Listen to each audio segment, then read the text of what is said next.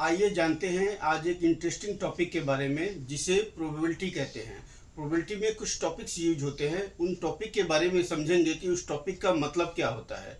देखिए, प्रोबेबिलिटी को आसान भाषा में संभावना बोला जाता है। तो प्रोबेबिलिटी में हम लोग ये निकालते हैं कि किसी घटना घटने की कितनी परसेंट संभावना है।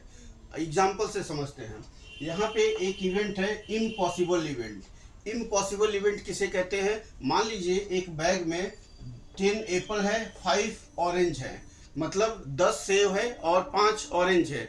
अब आपको बोला गया है कि उस बैग में से हाथ डाल के बिना देखे और कोई भी फ्रूट निकालना है। तो उसमें से अगर बोला जाए कि अंगूर निकालना है तो अंगूर उसमें से कैसे निकलेगा? उसमें तो सेब है और संतरे हैं, तो उसमें से अंगूर निकलेगा नहीं क्योंकि अंगूर है ही नहीं। तो अंगूर निकलने का चांस है 0%। तो ऐसी घटना को बोला जाता है इम्पॉसिबल इवेंट, जो कि हो ही नहीं सकता।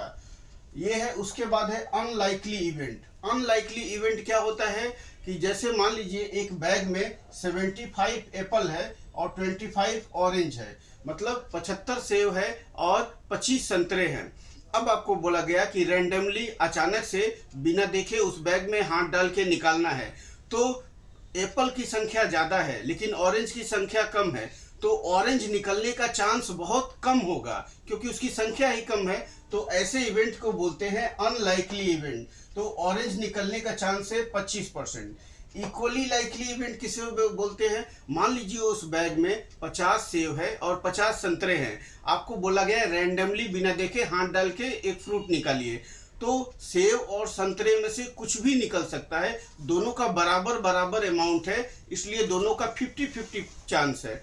तो ये इसका प्रोबेबिलिटी हो गया 50%। लाइकली इवेंट क्या होता है कि मान लीजिए उस बैग में 75 एप्पल है और 25 ऑरेंज है, तो एप्पल की संख्या ज़्यादा है। तो अब अगर बोला जाए कि सेब के निकलने का चांसेस कितना है, अगर सेब की बात करेंगे तो उसमें सेब की संख्या बहुत ज़्यादा है, तो अगर हम निकालेंगे तो सेब की प्रोबेबिलिटी बहुत ज़्यादा होगी क्योंकि सेब की संख्या ज़्यादा है।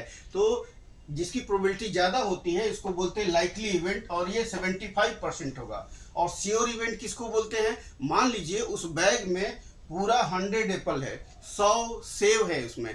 अब आपको बोला जाए कि हाथ डाल के उसमें से सेब निकालो, कोई दूसरा फ्रूट निकालना नहीं है, दूसरा फ्रूट तो है ही नहीं, खाली सेब है तो सेब ही निकलेगा। तो जब आप श्योर रहते हैं कि कोई घटना के बारे में ये 100% यही घटना घटेगी, ऐसी घटना को हम लोग प्रोबेबिलिटी में श्योर इवेंट कहते हैं।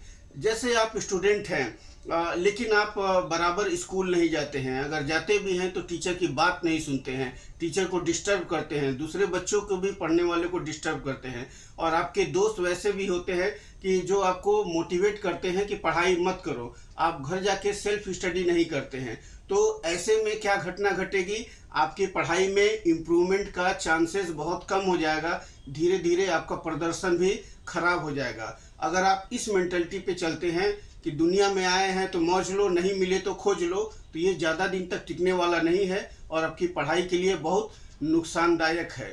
तो प्रोबेबिलिटी से हमें ये सीखना चाहिए। Thank you for watching my video. फिर मिलते हैं कल एक नए टॉपिक के साथ।